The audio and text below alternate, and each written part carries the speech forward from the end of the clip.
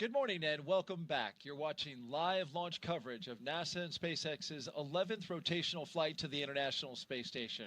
I'm NASA's Daryl Nail, joined once again by NASA astronaut Nick Hague. After yesterday's weather scrub, we're back on track for a second attempt. Liftoff now set for 11:43 a.m. Eastern Time from Launch Pad 39A here at the Kennedy Space Center. And before we continue, a quick reminder about Nick's incredible experience in space. General Nick Hague was selected as a NASA astronaut in 2013. His first flight to space station ended in 2018 with a launch abort following a rocket booster failure on Soyuz MS-10, a dramatic escape that he and his Roscosmos crewmate survived safely. He then returned to space successfully on Soyuz MS-12, spending 203 days on the ISS. Then last fall, he commanded NASA's SpaceX Crew-11 mission, launching with cosmonaut Alexander Gorbanov. In total, Nick has logged 373 days in space and completed 4 spacewalks. So glad you're here with us, and you've documented everything starting at T-minus 4 hours and 10 minutes early this morning, and we've been rocking and rolling ever since. No, it's been great to be here. I wouldn't want to be anywhere else.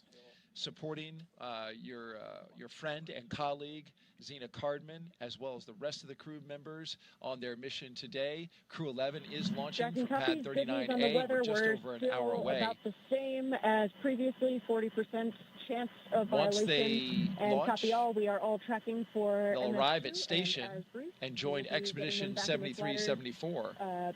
And in just 3 days, Crew 10 will return home. A quick 2+2 crew handover.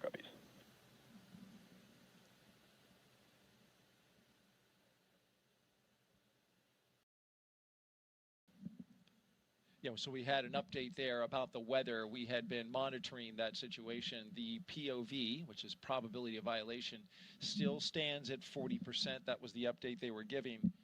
We are go, as Nick likes to say, 60% go for launch. Let's take you through Crew-11's launch day preparations so far this morning. After waking up and grabbing a bite to eat, the crew suited up inside the historic crew quarters, a tradition that dates back decades. SpaceX teams helped them into their custom pressure suits, and just like other crews before them and yesterday, they gathered around a table for a card game to burn off any lingering bad luck before launch. After that, they followed in the footsteps of every NASA astronaut since Apollo 7 in 1968 by walking out to greet a crowd of family, friends, and supporters. Then it was into their Teslas for a security escorted ride out to Launch Pad 39A. It took about 20 minutes to get out there. Of course, a journey filled with excitement and anticipation for a second attempt. They got a look at their rocket, stared up at it, and then walked across the crew access arm and into their spacecraft. And we've been monitoring them ever since. We're watching them live now, strapped into Dragon Endeavour as they await the next big milestones, fueling of the rocket and the arming of the launch escape system. These are big moments, and we'll talk the audience through them. Yeah, absolutely. It's right now they're waiting a little bit, but the excitement's going to start to pick up here when we arm the launch escape system and then put on the 1 million pounds of propellant that's going to go onto this rocket that we're going to turn into flame and push these guys into space. And if all goes well, that'll happen according to plan at 11:43 a.m. Eastern Time. Now, throughout the broadcast, we've been taking your questions from social media. We want to keep them coming. Just send them in on the hashtag AskNASA on Facebook, X, YouTube, and Twitch. And if you're watching NASA's YouTube channel right now, you can refresh your player or browser to join our chat. Okay, at this time, we're going to expand our coverage as we did yesterday to include our partners at SpaceX. So let's welcome back our commentators joining us live again from Hawthorne, California. Welcome back, guys. We're going to give it another go.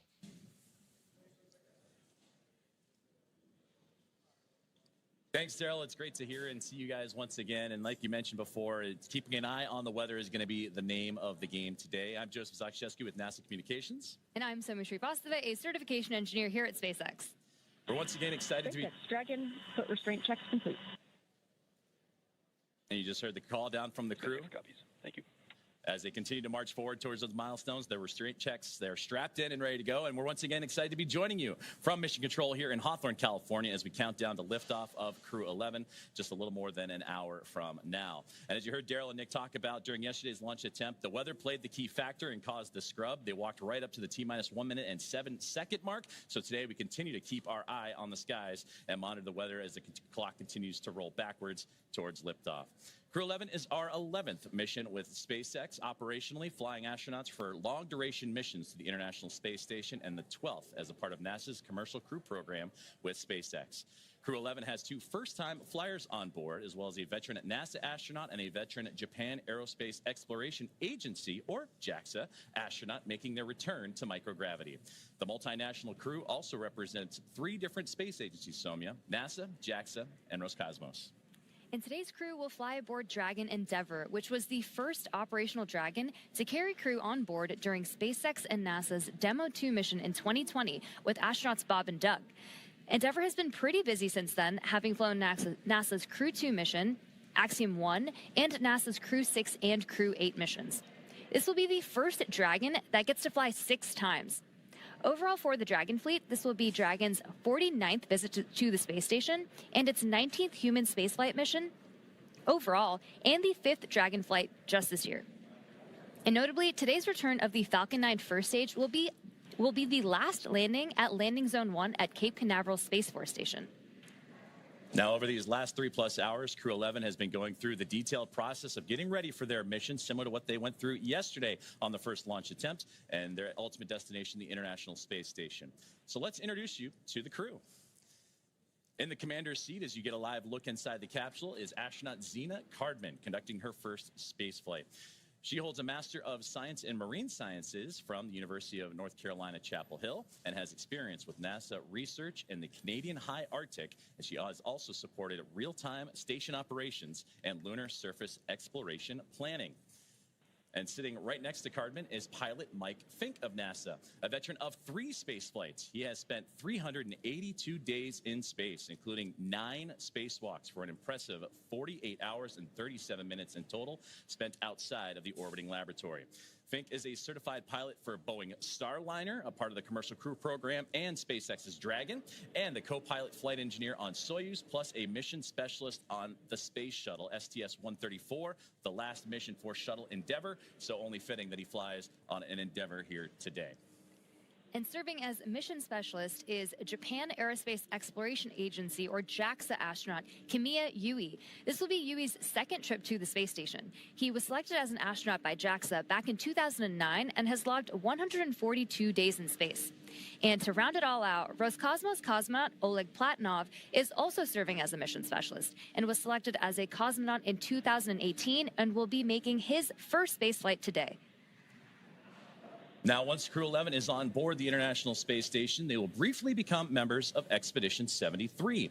And then they will join Expedition 74 in the fall, and that'll be following the departure of Soyuz MS-27, that spacecraft that'll carry NASA astronaut Johnny Kim in his return back to Earth.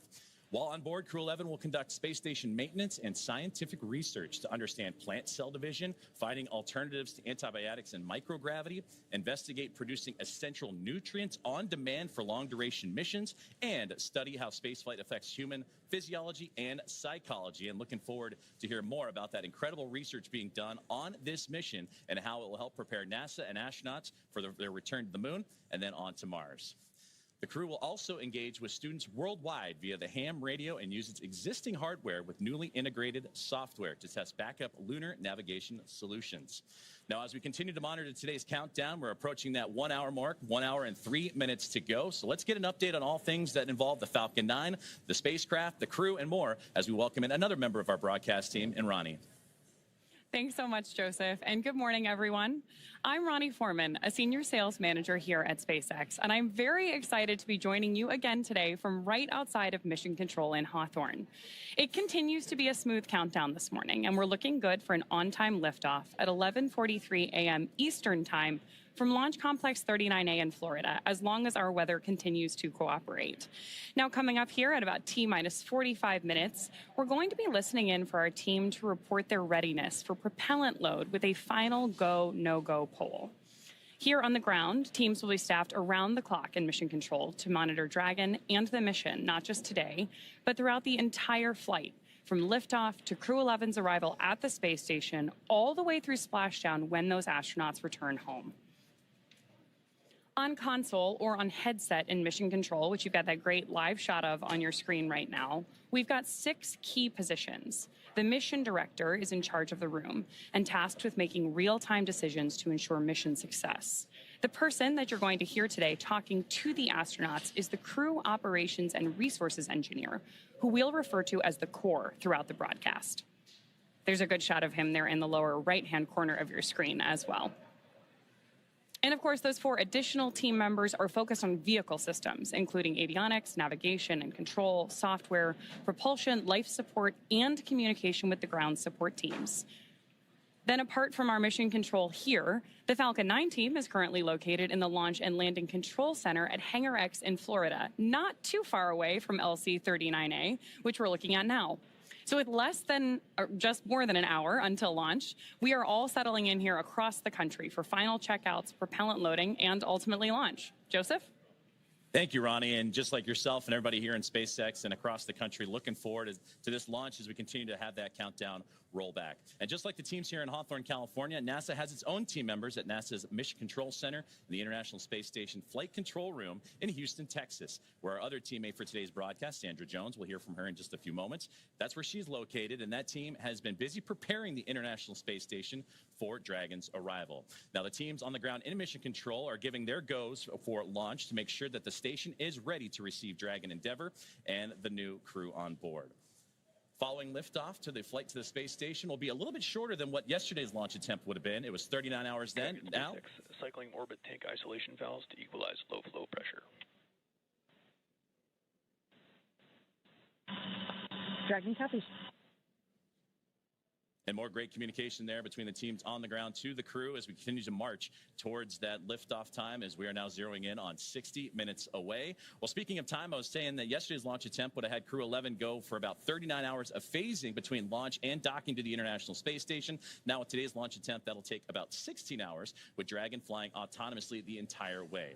Now, docking is targeted for early Saturday morning, August 2nd, and that'll be 3 a.m. Eastern time, or midnight here on the West Coast. And just like autopilot on a commercial aircraft, the crew always has the ability to take manual control of the spacecraft if so needed. We're now just under T-minus 1 hour and counting. SpaceX, your go for Section 5. When ready, report go for launch.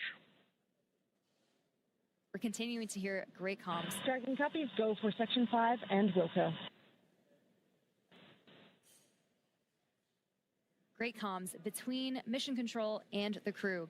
So we are now at T-minus 59 minutes and counting down to today's launch. While we wait, let's check in with NASA's Sandra Jones at the Johnson Space Center to see how things are shaping up at Mission Control in Houston. Sandra. Welcome back to Mission Control Houston here at the Johnson Space Center in Houston, Texas. We are here in the hub of human spaceflight at NASA. The team here has pulled go for launch, and the International Space Station is ready for the crew to lift off as they begin their journey to the orbiting laboratory. At the time of launch, the International Space Station will be traveling 260 miles over the North Atlantic, just south of Nova Scotia. In the home stretch of the rendezvous, NASA and SpaceX flight controllers will enter into what we call integrated operations, where both flight control teams will conduct a series of go, no-go polls for Dragon Endeavour's docking to the International Space Station. Rotational missions like Crew-11 help NASA continue to maximize the important research and technology demonstrations made possible only in the International Space Station. SpaceX, Dragon, go for launch. SpaceX copies. Dragon crews go for launch. And you heard it there from the commander of the Dragon Endeavour. They are go for launch. We are continuing to march towards a launch in 58 minutes from today. Their destination, of course, you see there on your screen, the International Space Station, with a unique microgravity environment, critical for NASA to prepare for future commercial low Earth orbit destinations and to understand and overcome the challenges of long-duration spaceflight necessary for a long-term presence on the Moon and crewed missions deeper into the solar system, including onto Mars. Now here's a closer look at the mission and what Crew-11 will have to look forward to during their stay aboard the International Space Station. International Space Station, one of humanity's greatest accomplishments so far. 15 countries working together and adding more all the time that have helped plan, build, and fly the International Space Station. And it just shows what human beings can do when we work together. As Crew-11, we are about to launch on board a Dragon spacecraft to the International Space Station. We are actually continuing an ISS mission almost a quarter centuries. Right now, crew members are working very hard on the ISS. So we got that result, and actually we do more researches, then pass that information to Crew-12. Конечно, исследования на Международной космической станции, как я считаю, они очень важны, и они являются ключевым звеном в развитии технологии, науки и всей цивилизации. И все самое лучшее из космоса всегда приходит рано или поздно на Землю в виде новых открытий, новых приборов, возможностей и технологий.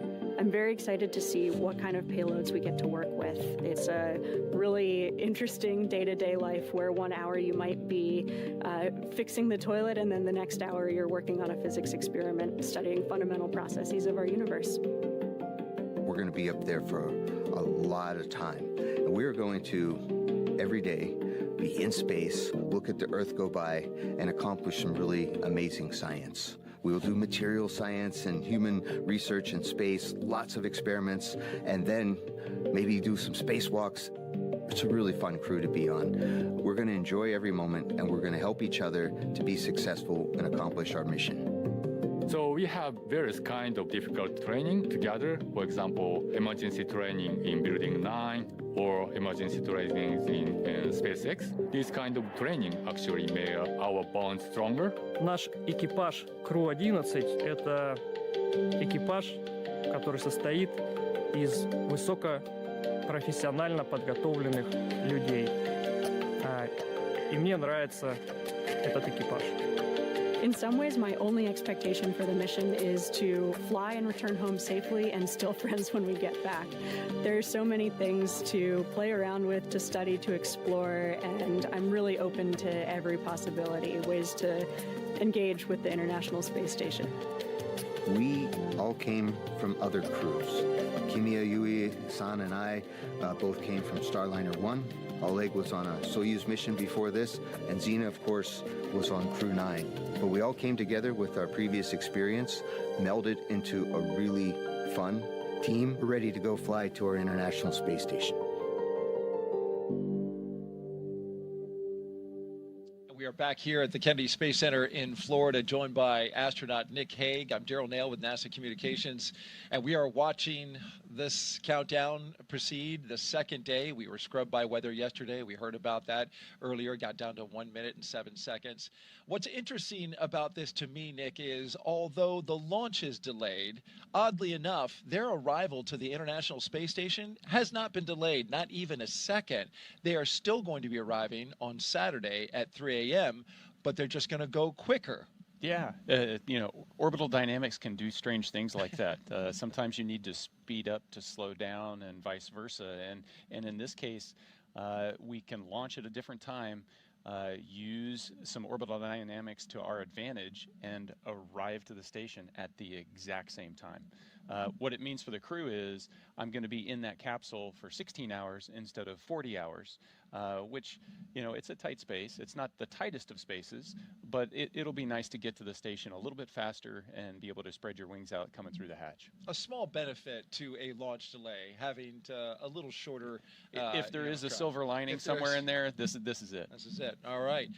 Well, let's take a social question. We've been asking throughout the broadcast for our audience to send us questions, and Nick, you've been doing a great job answering them. Had a lot of kids asking questions as well. Our next question comes from Jeff, who asks, what was the most interesting thing you saw outside the window when on board the ISS?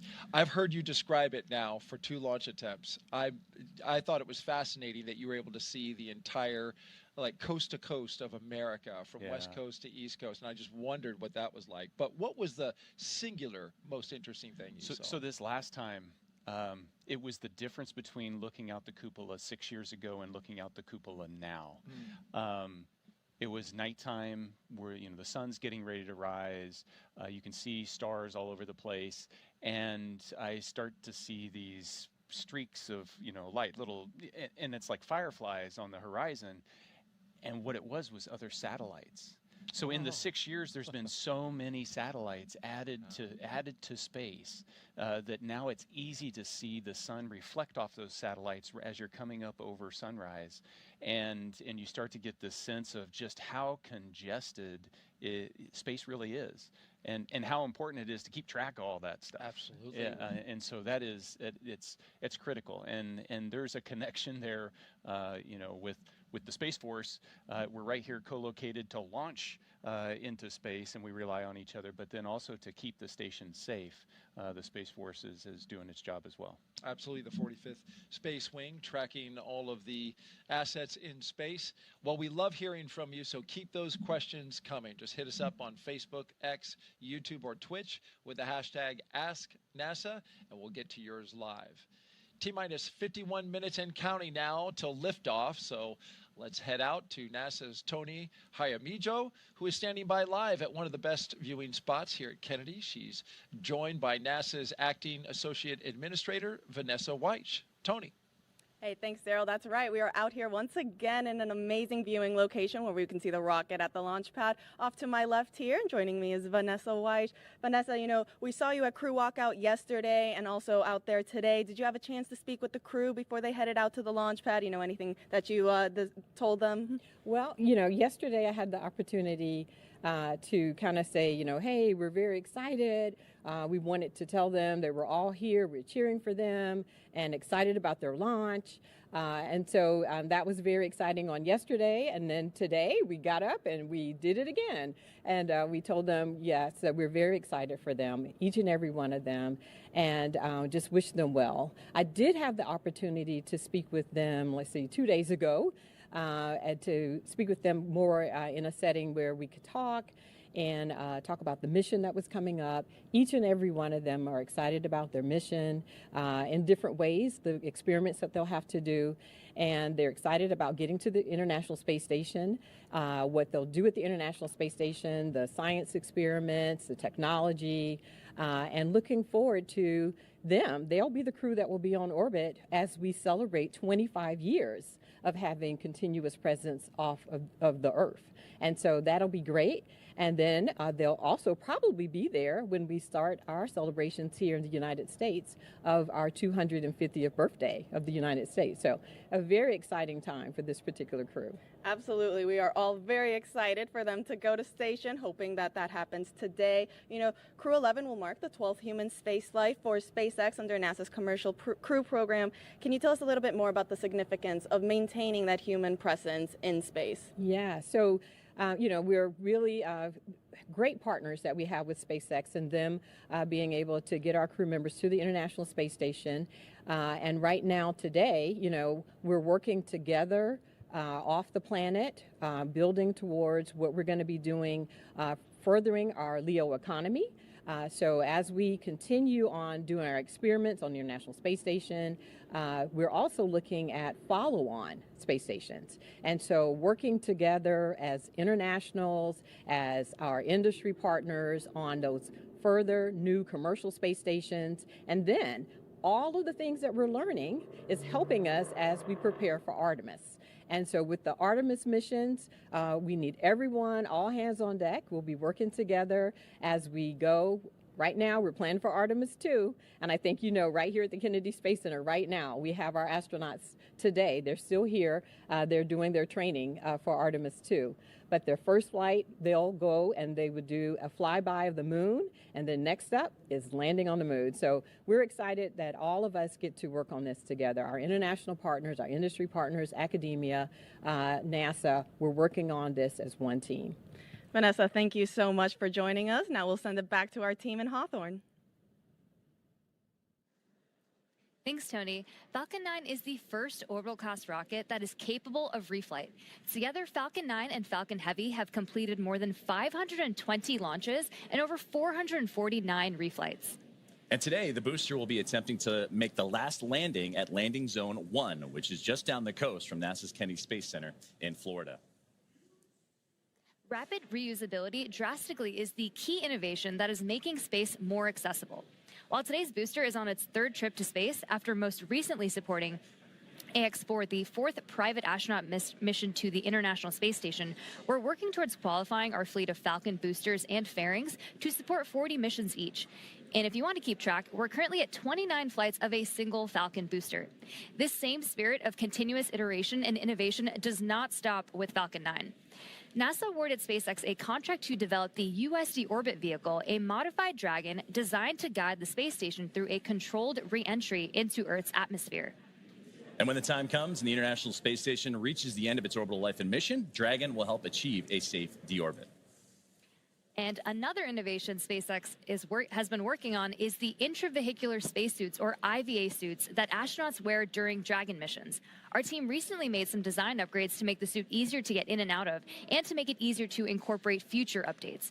The new suits have height adjustability built in, so they won't need as much customization as with previous designs. Now you can see the crew right there. The one that's wearing this new suit is astronaut Mike Fink, which is the second one from the left. Today's mission, Fink will be the only one wearing this new suit as the Crew-11 pilot. And that said, we expect to see SpaceX's new IVA suit on all astronauts for Crew-12. But astronauts who have previously flown on SpaceX missions still have the option to continue wearing their original suits.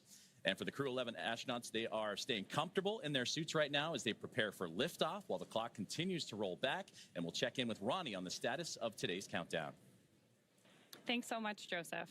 So we are coming up on just under 46 minutes to launch, and our teams are carefully moving through our pre-flight process. Next up in the countdown, we're going to hear SpaceX's launch director check in with the team for readiness. And that's readiness both for propellant load and for launch. As mentioned earlier, the Dragon launch team, as well as key NASA launch members, are in the Launch and Landing Control Center at SpaceX's Hangar X in Florida. Our launch director will also check in with the Dragon mission director, referred to as MD, and the NASA launch manager to make sure they're ready to move forward as well. Of course, our Crew-11 astronauts right now are on board Dragon, waiting to get the green light to stow the crew arm for launch and arm the launch escape system. We've got some great shots of our astronauts on the left-hand side of your screen right now, and of course, they are safely tucked inside Dragon on the right-hand side. Once we hear that launch director give the go-ahead, we'll get a great view of that access arm moving away from the spacecraft.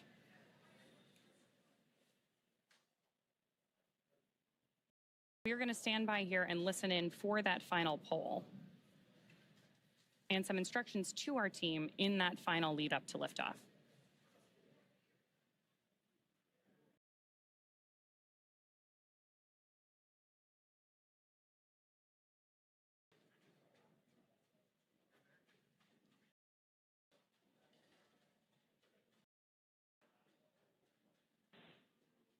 Poll for propellant load and launch is complete.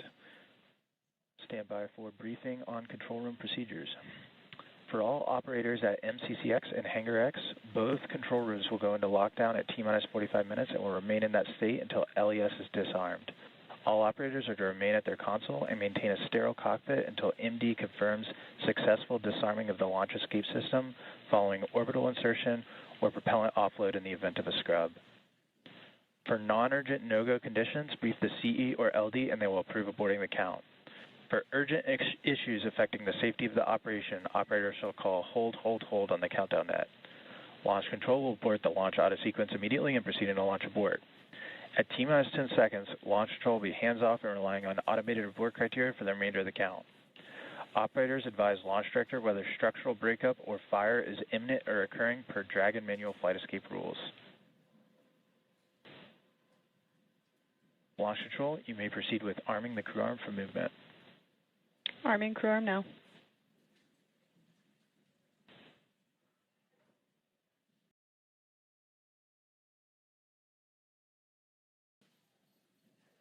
So we just heard those instructions to our team. Again, we're about to see that crew access arm move away from the spacecraft. Crew access arm retraction started. Starting right now. And with that, propellant loading is going to get underway here in a little bit less than 10 minutes. So with that, let's check back in with Daryl and Nick. And you can see now the crew access arm articulating away from the Dragon Endeavour, where our crew of 4 is inside. That's a beautiful shot there. A big milestone after getting the go from the launch director at SpaceX. A look from inside the crew access arm now and out over the Space Coast. In this moment in between having the crew access arm rotate away and the arming of the launch escape system, there's a little buffer there where the astronauts will be on their own until that can be armed. And then we start tanking the rocket. Right, so everything is leading up to Crew access arm retraction adding completed. the propellant, adding the oxidizer, filling those tanks on the rocket. And so what do you need to do to be safe for that? Well, I need to arm the launch escape system, but I don't want to do that when the arm is right next to the capsule. So I need to move the arm away. Now I can arm the launch escape system, and then we can start filling the rocket. T-minus 41 minutes and counting here at the Kennedy Space Center in Florida. SpaceX, you are go for Section 6, close visors and arm launch escape system.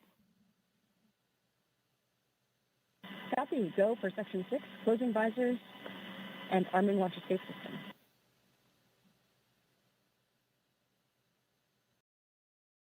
Here's a beautiful shot from our helicopter looking west. You can see the formation of cumulus clouds in the area. Weather is a watch item for today. The launch weather officer. Dragon, visors closed, arming launch escape system. SpaceX copies. The launch weather officer putting it at 60% go for today. The concern is the buildup of cumulus clouds, the ones that you see there building up. There's a lot of moisture in the atmosphere. But although you see those clouds around the pad, notice as we start to circle around to the west and look east, clear skies out over the Atlantic Ocean. So when you look at this picture, Nick, you can certainly understand that even though we have clouds that are building in the area, there's an area that we can find over top of this launch complex that we could potentially System is verified armed. Get clear enough path to launch this rocket. Yeah, you just need a hole big enough to launch through. So you don't have to have cloudless skies. You just need clear enough skies. Clear enough 10-mile hole would be nice. I think if we think enough positive thoughts here at the launch site, we can create that bubble. I'm working on mine. Me too. And so we've been listening as they walk through the milestones here, the arming of the launch escape system. This is a critical system. Nick, you know this very well. Yeah, it's an absolutely critical system. We're just moments away from them getting ready to tank the rocket, fill it up with the kerosene and the liquid oxygen, and before you start to do that procedure and load all of that stored energy onto the rocket, you arm the launch escape system so that if anything goes wrong in a heartbeat, that system can pull that capsule away from the rocket and off to safety. Commander Nick Hague, when you were commanding Crew 9, you sat through these very same moments in the Dragon, on the launch pad, ready to go. Yeah, once you press the button to launch to arm the launch escape system, there's a switch in your mind. Now you're sitting on a live rocket. Now everything is primed and ready to go. You are definitely focused on everything leading to T-0 and liftoff. And that arming of the launch escape system happening just a few seconds from now. We expect it at T-38 minutes.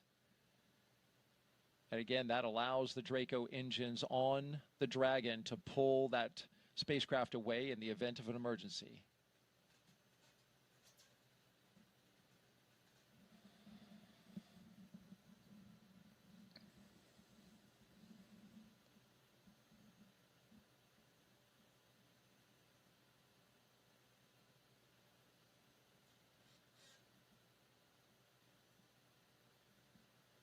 This is a beautiful view. One of the things I love about the way Dragon fills its tanks is being able to watch the frost build up when these cryogenic fuels, when you load them onto the rockets, you're going to see it change color.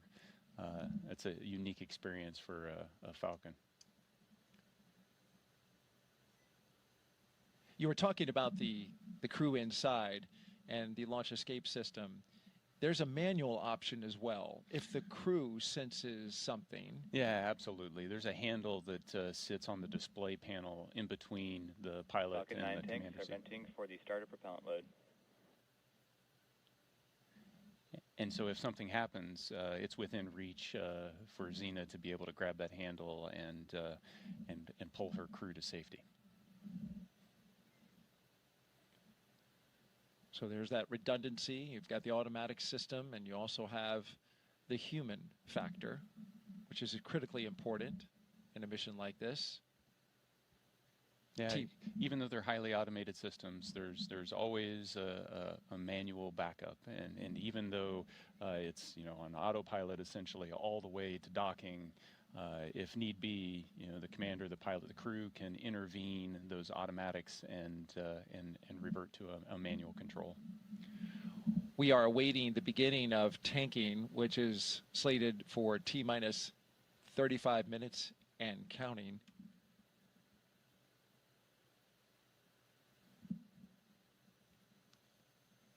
You talk about the manual factor. You can also fly this manually, this Dragon Endeavor. And is it through touchscreens? Yeah, the Dragon has a unique interface. It's a touchscreen panel, so once you activate the manual controls, you have a series of virtual buttons on a touchscreen that you can issue commands that would change the attitude or even change the motion of the capsule. Beautiful shot there by our Kennedy Space Center flight operations team.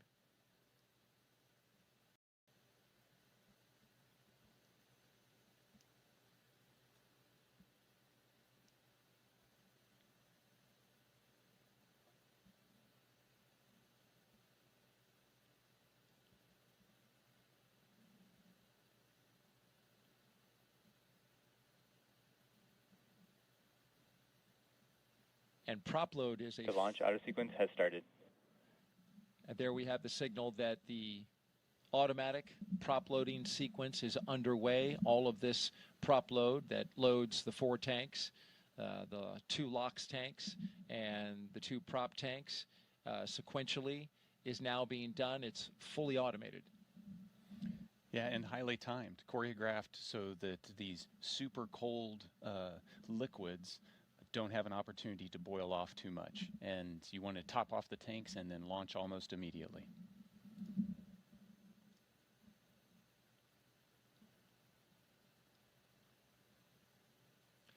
It's a highly dynamic time for the crew inside. They can hear, right? The sound of prop load. Now they're starting to feel Falcon 9 come to life. You hear the pumps and the fuels and the liquids move around. You can hear venting. You'll hear some call outs to warn them about venting. So there's sounds now, the sounds of Dragon. It has its personality, and it starts to come out. All right, with that, thank you very much, Nick Hague, NASA astronaut, commander of Crew 9, here with us as our co-host today. We'll send it back out to California and SpaceX. Thanks so much. So as you mentioned, Daryl, propellant loading of both RP-1 and liquid oxygen began at T-minus 35 minutes, and we heard that announcement from Mission Control right on schedule. Weather continues to be our main watch item today, but I'm hearing from our vehicle teams that everything looks good both for Falcon 9 and for Dragon. Next up, at about T-minus 30 minutes, our SpaceX launch director will inform the crew that the loading of cryogenic helium has begun, first on stage 1 and then on stage 2 about 4 minutes later. Stage 2 RP-1 loading should wrap up at T-minus 20 minutes and 30 seconds, and then as we approach T-minus 16 minutes and 30 seconds, so just 4 minutes later again, we should hear the call out that stage 2 liquid oxygen loading has begun. All together, we're going to have about 1 million pounds of fuel on board Falcon 9 by the time we're ready for liftoff. So with all those consumables being loaded on the rocket, at this point, if we have to call a hold for any reason, we will have to stand down and target our backup launch opportunity, which is tomorrow, Saturday, August 2nd at 11:21 a.m. Eastern. The reason we have a specific backup launch day and time is that we can't just pause for weather and jump back into the countdown, mainly because we have an instantaneous launch window today. Let's dig into that some more and do a little Orbital Mechanics 101. An instantaneous launch window means we need to launch at exactly the right time, and that's driven by our planned rendezvous point, which is the place that Dragon and the space station meet in orbit. Right now, the International Space Station is orbiting the Earth at more than 17,000 miles per hour, and Dragon actually needs to catch up to it. That means we have to deliver Dragon to the correct orbit by timing its trajectory relative to the International Space Station so that they're in the same place in space at the same time. A precise liftoff time is crucial for hitting that rendezvous point. So at this point, if we heard a hold called, we would have to stand down and do many of these processes again, which if you joined us yesterday, we know is what happened with our launch attempt yesterday. And then, of course, we'll be targeting our backup launch opportunity, which is now tomorrow at 11:21 a.m. Eastern. So for now, with everything still looking good, I'm going to hand it back to Somya and Joseph to talk about West Coast recovery. Somya? We are now at just a little over T plus 31 minutes and counting, getting closer and closer to getting our Crew-11 astronauts into space. Once their mission is complete and it's time for our crew to splash down back on planet Earth, they'll be heading to one of several targeted sites supported by SpaceX. Until recently, Dragon recoveries primarily occurred off the coast of Florida. But this year, SpaceX moved Dragon recovery operations off the coast of California to allow Dragon to complete its deorbit before safely jettisoning the trunk over the Pacific Ocean. When they return, Crew 10 will be SpaceX's third crew mission to splash down in one of the new locations. From 2 was the first in April this year, followed by Axiom 4 in July. The new splashdown locations are near Los Angeles, Oceanside, and San Diego. The recovery vessel Shannon will be stationed in Long Beach to support the new West Coast splashdown operations. Spreading these supported sites across multiple locations helps to maximize the return opportunities, lowering the chance that we will have to wave off due to bad weather. And when the spacecraft re-enters, those in the immediate area may hear a brief double clap of a thunder-like sound known as a sonic boom.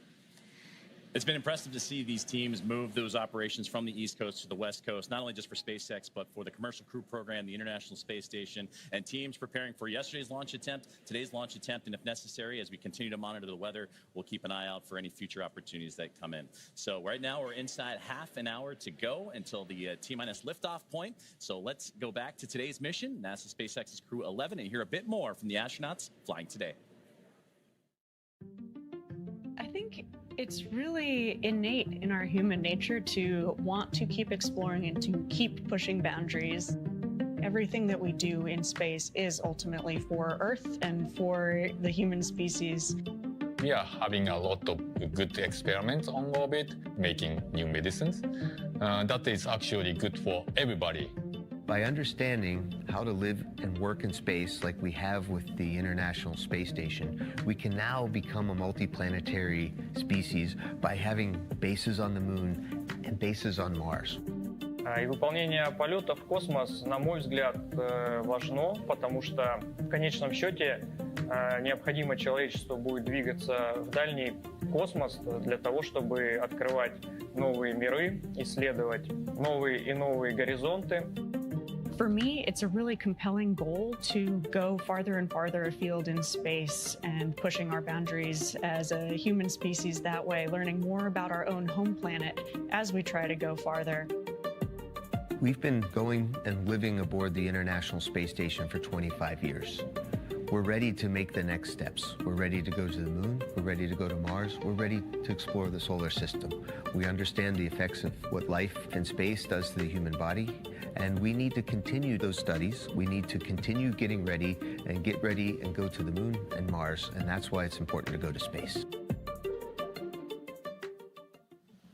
From growing vitamins in space to testing new ways to fight disease, Crew-11 is about to take on some incredible research aboard the International Space Station. First up, Bionutrients 3. The study is looking at how to make essential vitamins and nutrients in space so astronauts can stay healthy on long missions. They'll be testing samples like yogurt, kefir, and a yeast-based drink to see how well they work in microgravity. Next up is Stem Cell XIP-1, which uses space to grow stem cells.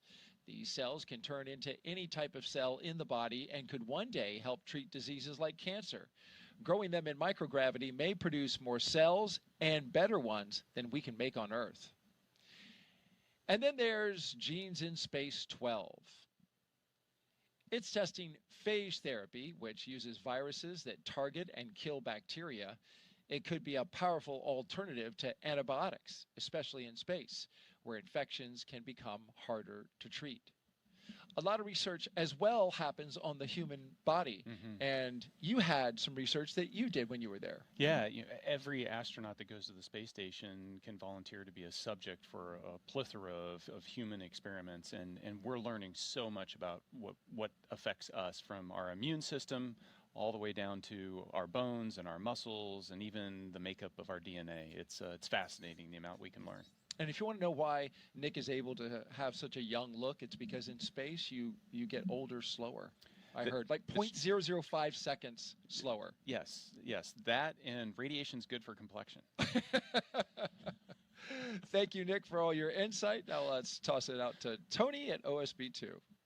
Hey, thanks, Daryl. Joining us here, we have Dr. Stephen Platts, Dr. Lori Glaze again. Thank you guys both so much for joining us once again on this beautiful day. You know, Steve, Lori, let's discuss the human research that's going to be flying aboard this mission. Can you tell us what the crew will be conducting?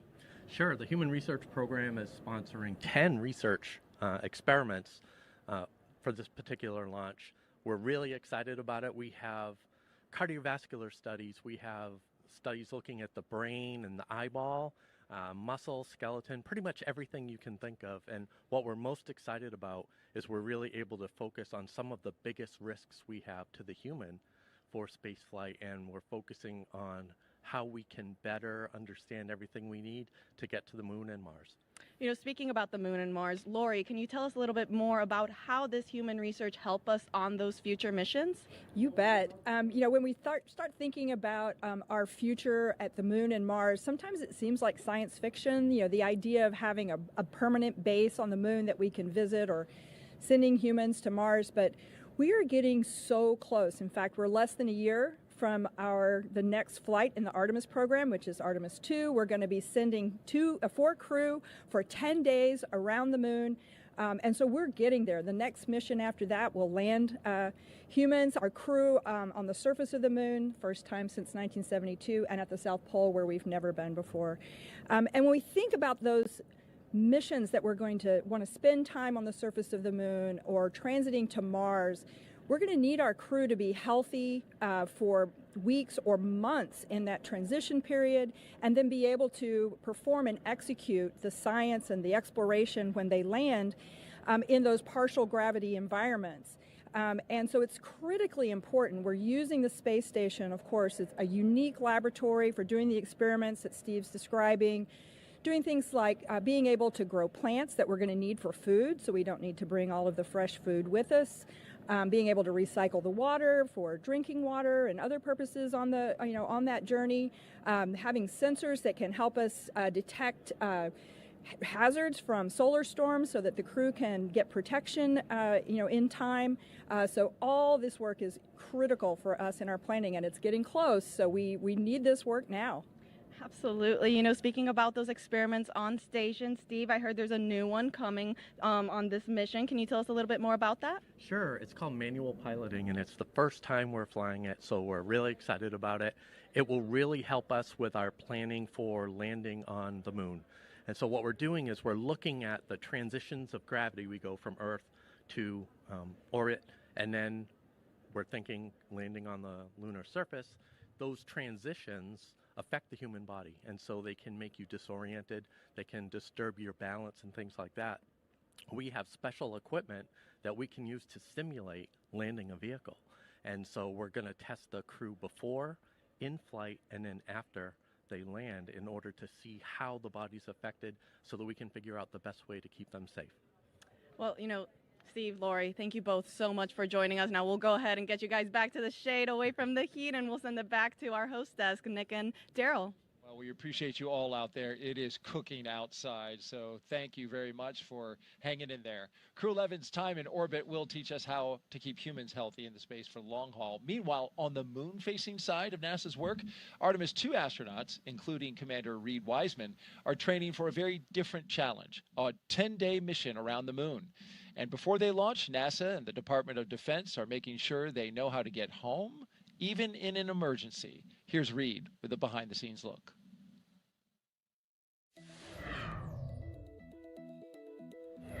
Hi, I'm NASA astronaut Reed Wiseman, commander of Artemis II. I'm here at the Kennedy Space Center in Florida, and as you can see, work is well underway for our next mission to the moon, both on land and off the coast. Back in June, teams with NASA and the Department of Defense used an area of open water off KSC to rehearse procedures for a possible rescue after an ascent abort from the SLS rocket. Instead of using astronauts, they used a set of test mannequins staged inside the crew module test article, a full-scale mock-up of the Orion spacecraft. You can see pararescuers jumped from a plane into the water with their specialized equipment, then approached the spacecraft, opened the capsule, and transported the mannequins to the helicopter safely for medical care. This was one of 2 emergency procedures they rehearsed should they need to rescue me, Victor, Christina, and Jeremy during an abort scenario. And back here on land, now that the upper stage integration is complete inside the vehicle assembly building, teams with NASA's Exploration Ground Systems have been running SLS integrated testing, where they powered up both the core stage and boosters for the first time in preparation for our 10-day journey around the moon. That's a look at your Artemis Moon Minute. Artemis updates, scan the QR code on your screen that you see in the lower right-hand corner, or just go to the website at nasa.gov/Artemis-Roman numeral 2. And the moon stuff is really cool. The crew today drove by the VAB. There's a moon rocket inside there, and there's a crew that's training right now to go around the moon early next year. Yeah, and I love that view as they were driving by because it shows just kind of how connected this whole thing is. You've got a Crew-11 getting ready to go to the space station, and a lot of what they're going to do is trying to prove out the things we need to know in order to go to the moon. And at the same time in that frame, you've got Artemis II getting ready in the background, and I'm excited to see 4 more colleagues go around the moon. 100%. All right, let's head back now to Hawthorne, California. Thank you very much, Daryl and Nick. And right now we're preparing. Load complete. And that was going to be the update, is that fueling continues to be occurring for the Falcon 9 rocket. As you take a look at it on your screen now, it is a 2-stage rocket that is 229 feet tall and getting ready for liftoff in just a little less than 20 minutes. And at launch, it produces more than 1.7 million pounds of thrust. And rockets like Falcon 9 don't use all that thrust just to go straight up. Early in flight, Falcon 9 performs a gravity turn, a smooth pitch maneuver that tilts the rocket sideways to build up horizontal velocity. You may hear this call at about 10 seconds into launch as the vehicle is pitching downrange. Once the first stage completes its portion of the mission, it shuts down and separates. A stage rocket like Falcon 9 sheds the booster to eliminate weight and uncover the Merlin vacuum engine on stage 2.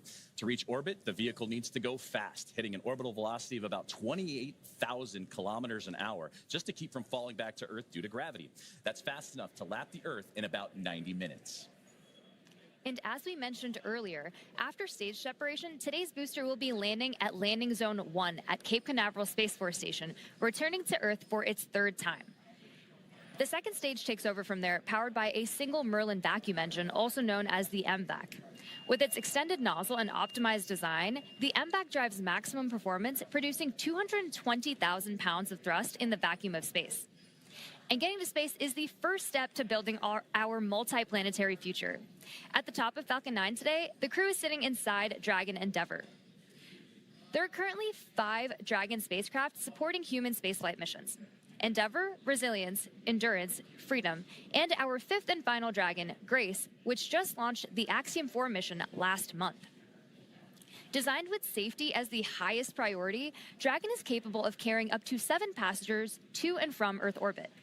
And Dragon has 16 Draco thrusters that can be used in space to help navigate the spacecraft to its destination, which of course is the International Space Station. And those thrusters providing 90 pounds of force. And that doesn't include the 8 Super Draco thrusters used for and aboard, which are no longer active once the crew is in orbit. To date, Dragon has been to orbit 53 times, including 48 trips to the International Space Station and 18 human spaceflight missions.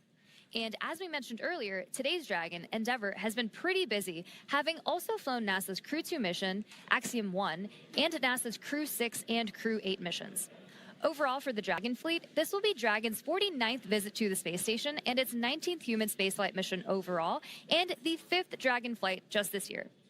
Dragon is the first private spacecraft to take humans to the orbiting lab, having flown 300,000 pounds of cargo and more than 1,000 experiments to space, as well as 70 crew members representing 20 countries. Our versatile Dragon spacecraft can autonomously dock with the International Space Station when outfitted with a docking adapter, which is just how it's configured for today's flight.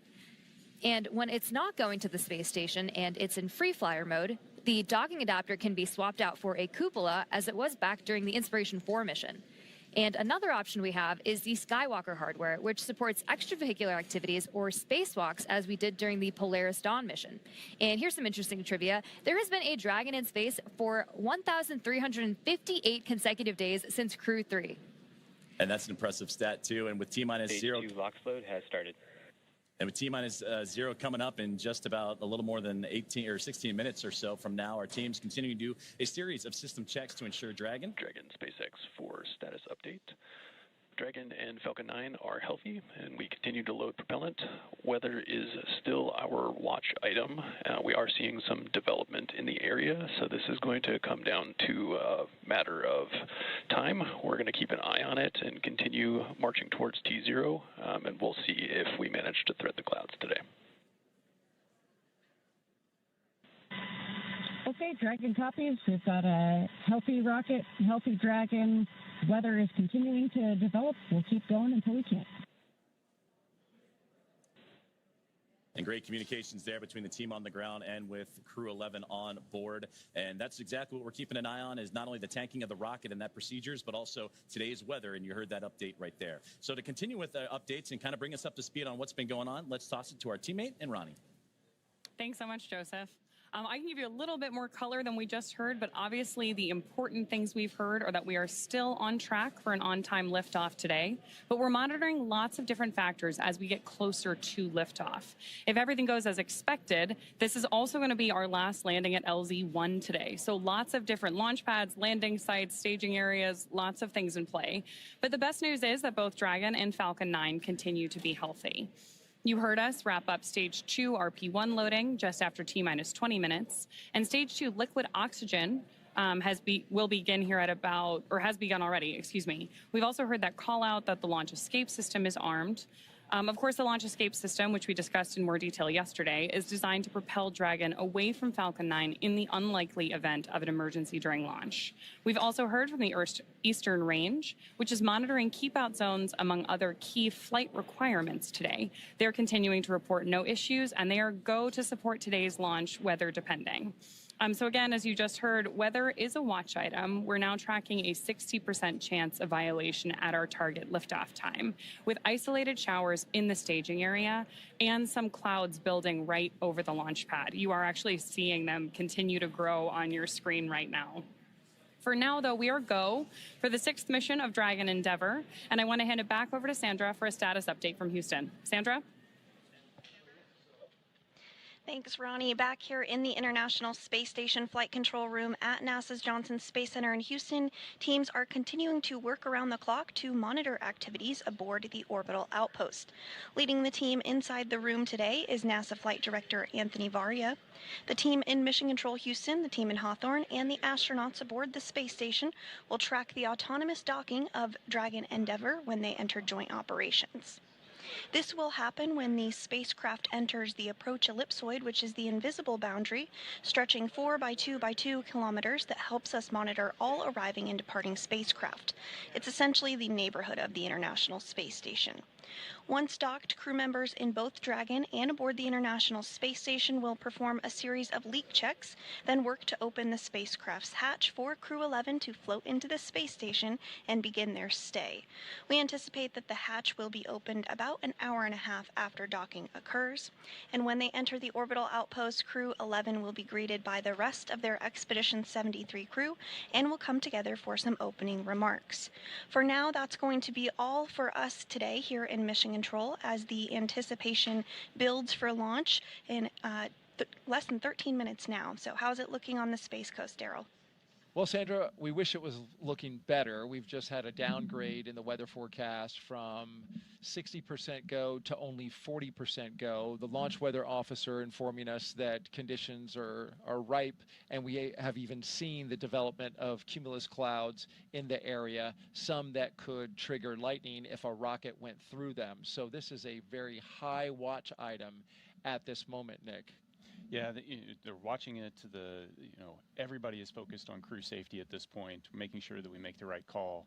But there's a chance, and I'll stay positive. You've been positive. I appreciate that about you. You've done that throughout the broadcast. Here's a look from our helicopter flying over the spaceport right now. And this is the formation of the clouds that is a concern because it is so humid out right now. And we've got a sea breeze that is flowing over the warm land. It is just creating this convection around the spaceport. In fact, we are also expecting to go into a phase 1 lightning alert, which I hate to say it, but just before we scrubbed yesterday, Dick, that phase 1 lightning alert went into effect. So things are starting to stack up against us weather-wise. But nonetheless, it's at this point, because this is a fully automated fueling sequence, it behooves us to just continue to march to see if anything might just clear at the end. Yeah, so there's been nothing that happened up to this point to stop the countdown. So proceed to T-0, and if the timing works out and the weather hasn't built to a significant enough level and it's safe to go, then let's go. Absolutely, and it is an instantaneous window. So we are launching at 11:43 and 42 seconds. So it is literally the weather at that second that matters. And that's where we hope to see some type of positivity in that moment. But it's certainly something that all eyes are on around the Space Coast to see if this rocket is going to go today. In just about 20 seconds, we are going to hear from Zena Cardman, and she's going to say some words, Nick. She has some moving things to say.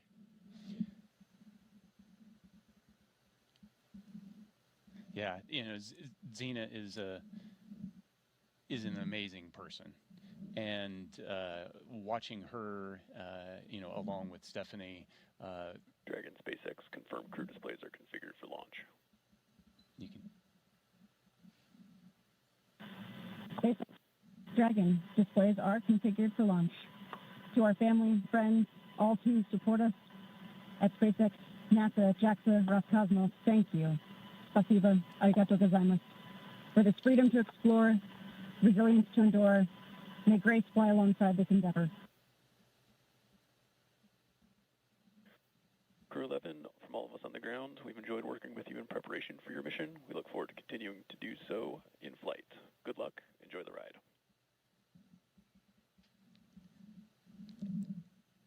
Yeah, and Zena, hitting the tone I would expect her to do. She is the consummate professional.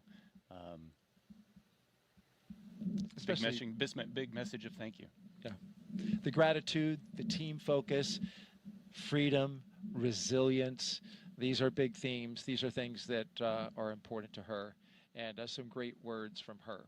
Let's send it now back out to our commentary team for the final minutes of Countdown. Joseph and Samia, take it away. Thank you, Daryl. Thank you, Nick. And that was beautiful what Zena had to say and reflecting on family and friends, but also that great shot you saw in that 2-box. That was from the International Space Station, that view as the space station actually going right over Florida and the Cape. So it's not just those on the ground that are excited. It's their teammates aboard the orbiting laboratory as well. Well, we're closing in on launch, 8.5 minutes away. It'll be about a 9-minute ride to orbit, which is around the time of the second stage cutoff. Dragon and the second stage will continue to coast for a few minutes after that, and then prior to separation. You'll be hearing some performance calls as we get into the final countdown and then after liftoff. These are SpaceX flight controllers reporting on trajectory, speed, booster, and performance, and the key milestones, but there are some other calls that you'll hear the crew make as well after liftoff. The crew will report out a few number and letter combinations, which mark different abort zones throughout the flight uphill and up the eastern seaboard. The first two, 1A and 1B, those are abort modes available while the first stage is firing. Now, the second are 2A through 2E. Those will come into play once the second stage kicks in, and then though we'll only hear the 2A call out from the team. Diverting a little bit from that naming system, you'll also hear the call Shannon, which refers to Shannon, Ireland. This call means the crew could target off the coast of Ireland if they needed to abort late in that second stage burn. You'll hear these different calls throughout the flight uphill, along with key performance callouts from the guidance, navigation, and control officers, and also the propulsion lead.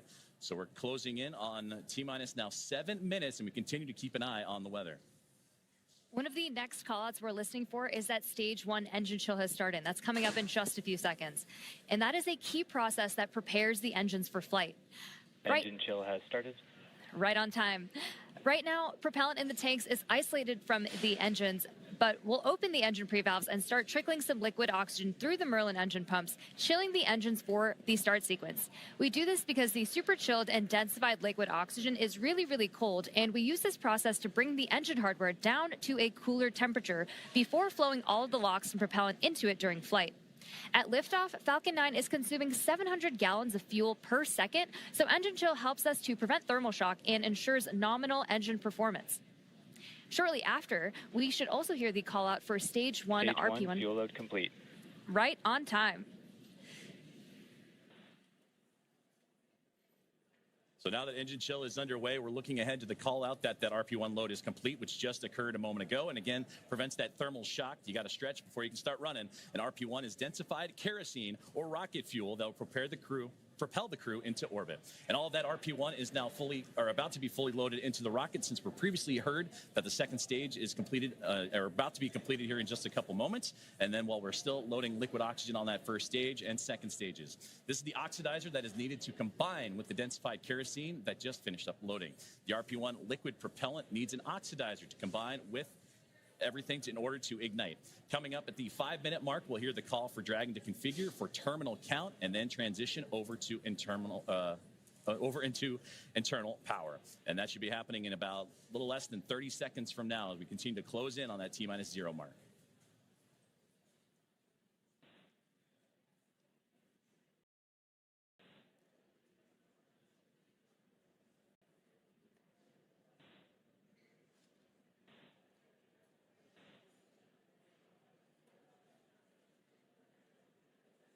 So next up in the countdown, the transporter erector, or TE, will begin to retract from Falcon 9. That is the large truss structure you see there standing next to the rocket. It's hinged at the base and connected to the launch mount beneath the first stage. First, the clamps around the second stage will begin to Falcon open. 9 tanks are pressing for strong back retract. And we're hearing good callouts. Dragon is in, configure for terminal count. And we're continuing to hear great callouts over the nets. Then the TE will begin to pivot back, slowly swinging away from the rocket, and it will reach full recline in just about a minute. Strong back retract has started. And we are just beginning that strong back retraction process. It's called the strong back. It's also called the TE, or transport erector. Same structure, different name. The TE does a lot more than just lean. It rolls Falcon 9 out to the pad, raises it vertical, and stays connected through the final seconds. It provides fuel, power, telemetry, and command connections between ground systems and the rocket. Those clamps at the top help stabilize the second stage during fueling, and they also help prevent movement in high winds. And once they open, which you can see on your screen, they are slowly pulling away. And once they open fully, the rocket is fully free at the top.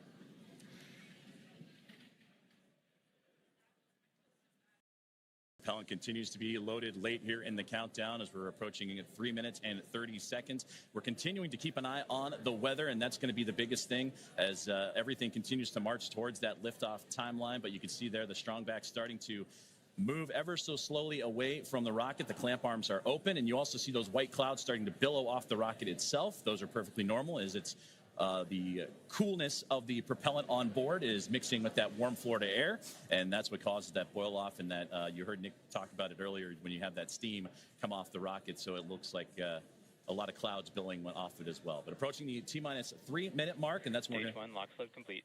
And that's what I was about to say, is that you're going to hear that liquid oxygen load be complete. So everything is primed and pretty much ready to go. And you'll see, again, those white clouds of vapor and a great view of the entire rocket as we continue to build closer to launch. And, of course, liquid oxygen, super chilled. Dragon so a little bit terminal count and on internal power. Boils off in that warm Florida air. And now, load complete. We're on internal power. And we're also going to hear gas closeouts are going to start to begin as well.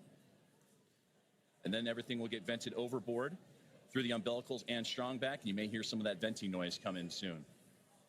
So LOX is still loading for approximately another 20 seconds on stage 2, and once that is complete, we'll vent down the TE, which will produce a white cloud off the side of the rocket, which is normal and expected, just as Joseph had mentioned.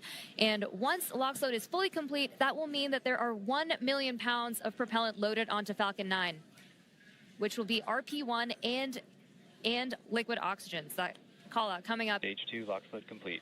Right there.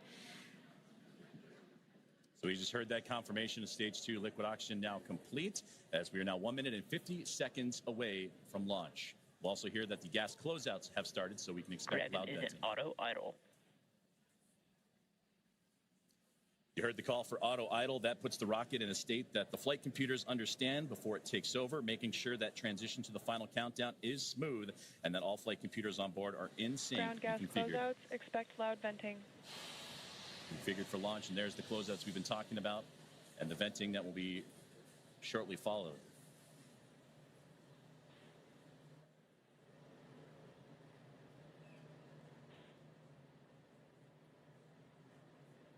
One minute and 10 seconds to liftoff of NASA SpaceX Crew-11.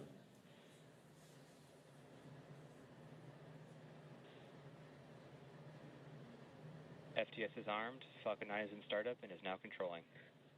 Dragon is in countdown. Flight computers switching to countdown mode now. Dragon, SpaceX, go for launch. SpaceX, Dragon, go for launch.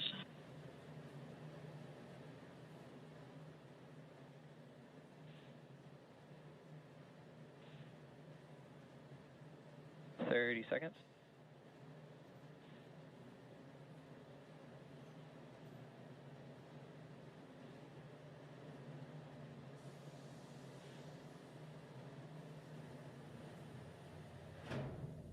Seconds.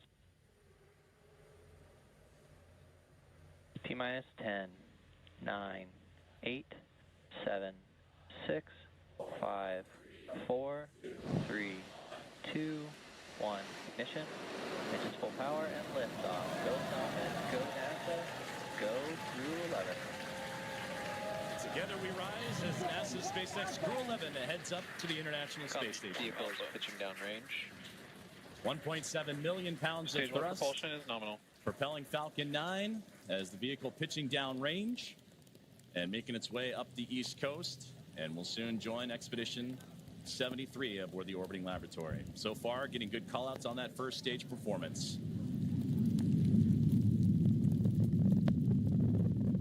We are now T plus 35 seconds into the Crew-11 mission on board Dragon and Falcon 9. The Falcon 9 engines Stage 1 throttle down. Are throttling down to help Power and telemetry are nominal. To help pass through the period of max Q, or maximum aerodynamic pressure on the vehicle during ascent. Max Q. We just had max Q right there. Falcon 9 is supersonic.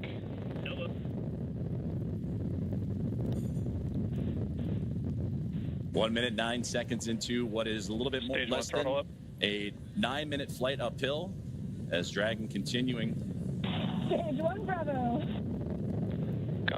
1 Bravo. And that 1 Bravo, again, that's the abort zone, that last abort zone for stage 1 if necessary. The crew already pulling over 2 Gs. And next, we're going to have a couple of events happen in rapid succession. We'll be getting ready for the second stage to warm up and have this second stage MVAC chill. And then we'll also have MECA, or main engine cutoff, where the 9 engines on the first stage will cut off ahead of the first and second stages. Will then be separating from one another. And then the single Merlin vacuum engine on the second stage will ignite and continue to carry Crew-11 to orbit, while the first stage begins its journey back to Earth, as we're now 1 minute and 56 seconds into today's flight.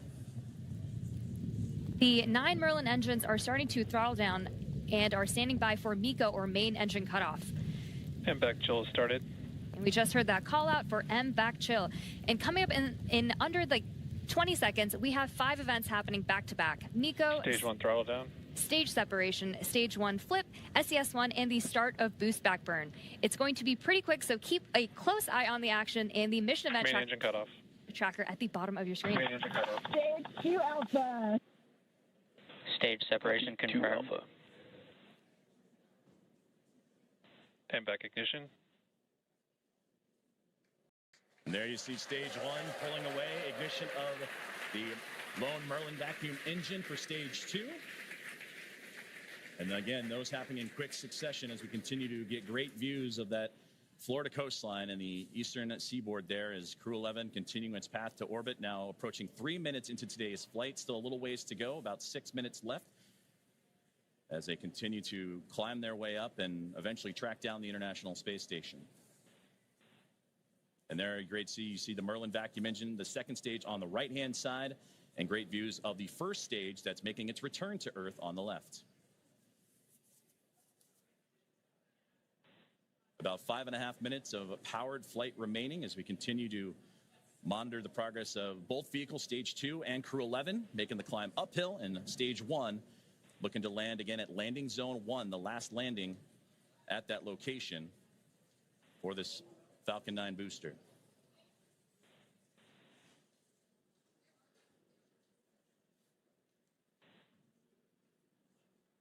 Dragon, SpaceX, nominal trajectory. Dragon copy. We're continuing to hear great call outs over the nets that both Dragon and Falcon are right on track to orbit. So the first stage booster is now on its way to landing zone 1, and we just saw those grid fins open up on the left-hand side of your screen. The first stage has a couple events ahead of its landing. Stage 1 will start its entry burn, which will be the second of 3 burns to return the booster a few miles from its launch site at landing zone 1. During this entry burn, Falcon 9 will use its engines to pump the brakes to slow the vehicle down before it reaches the denser parts of the Earth's atmosphere. And if you didn't know, Falcon 9 has a complex heat shield that is designed to protect the engines and the vehicle from all that combined thermal and aerodynamic loading during max entry Q, which is the moment of max stress on the vehicle during entry. And that will be followed by a landing burn. And this burn will last for about... Dragon, SpaceX, nominal trajectory. Continuing to hear good call-outs.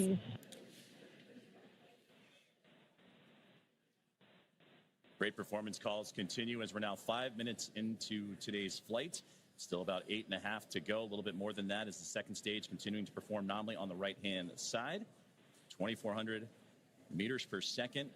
Crew-11 cruising into the upper echelons of the Earth's atmosphere while we continue to monitor the second stage on that left-hand side. And we'll also get continued guidance and navigation call-outs from the control officers here in SpaceX.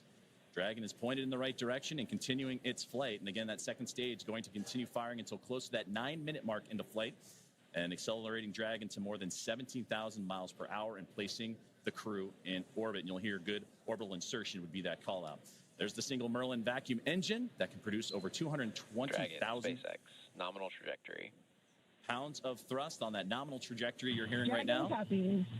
And into the vacuum of space. Now approaching 6 minutes into today's flight, about 2 minutes and 40 plus seconds remaining.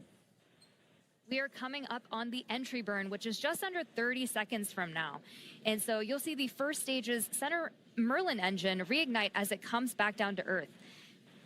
And after that, we will be approaching. Entry burn startup. And there's the beginning of entry burn right there. Again, this is the second of 3 burns to return the booster to landing zone 1. Burn shutdown. We just made it through entry burn. And you're getting some great views, too, on that Stage 1's return to the Florida coastline. Again, landing at landing zone 1. While on the right-hand side, the second stage. And that Merlin vacuum engine continuing to propel Crew-11. Dragon, SpaceX, nominal trajectory. Into orbit. And Dragon copies. And again, great. And now with about 2 minutes left of powered flight remaining, still receiving those great calls from the crew on the ground, and we're getting those relays from Crew-11 Commander Zena Cardin. Stage 1 transonic. We are now very quickly approaching the start of our landing burn, where 3 engines, engines 1, 5, and 9, will relight to help slow the vehicle down just before it touches down on landing zone 1. We should hopefully have some great tracking shots of that. Stage 1 landing burn. Stage 2 FTS has saved. Stage 1 landing leg deployed.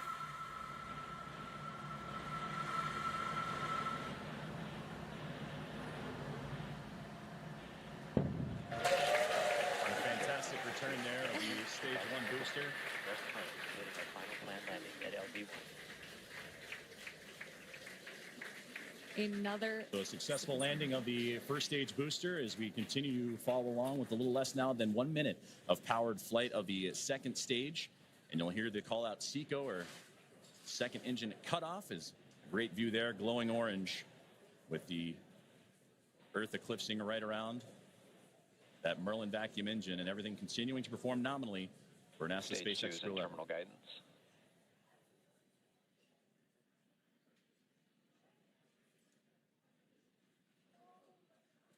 About 20 more seconds remaining of powered flight, and we'll get those call outs here shortly as everything continuing. Shannon. Copy, Shannon. And there's the great call out for Shannon we talked about earlier, that last abort zone, if necessary, where they can land off the coast of Shannon, Ireland. SECO. There we just heard that good call out for SECO, or second engine cutoff. Coming up next will be stage separation. Dragon, SpaceX, nominal orbit insertion. And that's the great call you want to hear. Launch escape system disarmed. A good look inside the trunk there as you're looking for that separation, but you wanted to hear that nominal orbital insertion as Crew-11 now has reached microgravity. So now we'll continue to coast for a little bit after SECO to allow rates and motion from the burn to settle out. Right now we have a great view on our screen of the Dragon heat shield, actually, which is made up of similar materials. And there we have that Dragon and stage 2 separation as we see Dragon coast into its orbit.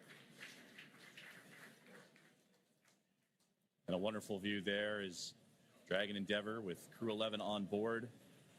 Safe. Dragon separation confirmed. And safe and...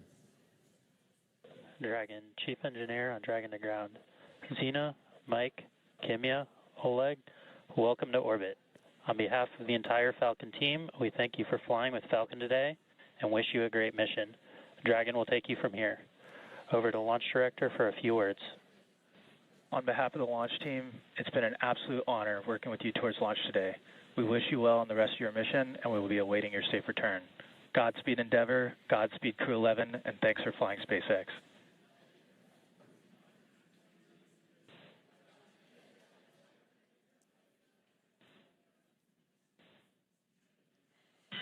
SpaceX Dragon, I have no emotion but joy right now. That was absolutely transcendent. Ride of a lifetime. Thank you. This has been an incredible honor. And it's my privilege now to pass us along to Mike for some additional words. Boy, it's great to be back in orbit again. Thank you to SpaceX and NASA to get us here. What a ride. And Zena and Oleg, let me be the second to welcome you to your first orbit around beautiful planet Earth. Kimya-san, okayeri nasai, welcome back. And to the ISS Expedition 73 team, the crew on board and our friends in MCC, we're on our way. Over to you, Kimya-san. Okay, thank you very much for everything. スパシバワンボイショーへありがとうございます。日本の皆さん、私も10年ぶりに宇宙に帰ってきました。ISS でしっかりと任務を果たして一等星のように輝いて、日本の素晴らしいところを世界中の人に知っていただきたいと思います。ありがとうございます。Я передаю Олег-сан, пожалуйста. Спасибо, Kimya-san. Thank you very much. Arigato gozaimasu. And спасибо всем. I'd like for the beginning to say thank you very much, Roscosmos, SpaceX, and NASA for this unique opportunity to be here with my great crew. Дорогие друзья, находясь на космическом корабле и облетая нашу родную планету, я испытываю неописуемое счастье и восторг. Хочу выразить слова благодарности всей нашей стране, Соединенным Штатам Америки и России за эту уникальную возможность, а также Роскосмосу. Хочу выразить слова благодарности своей школе, в которой я учился, номер 103 в городе Челябинске, выразить благодарность Краснодарскому высшему военному авиационному училищу летчиков и 22-му гвардейскому истребительному авиационному полку, а также сотрудникам Центра подготовки космонавтов, кто искренне верил и болел за эту идею отправить меня в космос. Обещаю выполнить все поставленные передо мной задачи на отлично. Ура!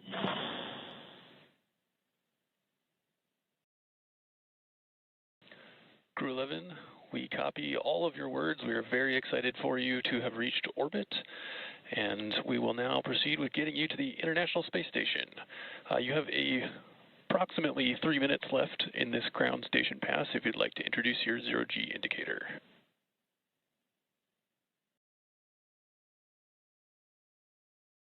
Copy all, Tremaine. Thank you so much. We'll get out our 5th crew member here in just a moment. This zero-G indicator honors a shared memory with our lead trainer, Paul Weiss. For all the mentors and team members who got us here through sacrifice of time and dedication, I hope we made you proud today. Thank you so much.